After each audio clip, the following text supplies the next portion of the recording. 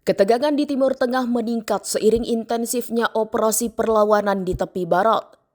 Situasi ini diperparah oleh pernyataan keras dari Wakil Sekretaris Jenderal Hizbullah, Sheikh Naim Qassem, yang mendeklarasikan kesiapan kelompoknya untuk membela dan membantu tentara Lebanon melawan Israel dan Amerika Serikat.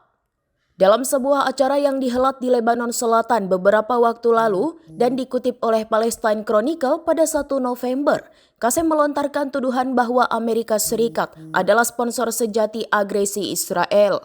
Qassem secara spesifik menuduh Washington membiarkan Israel melanggar kedaulatan Lebanon. Ia dengan tegas bersumpah akan membela negara Lebanon jika diserang, sembari menegaskan bahwa rakyat Lebanon adalah penguasa sejatinya. Download Tribun X sekarang, menghadirkan lokal menjadi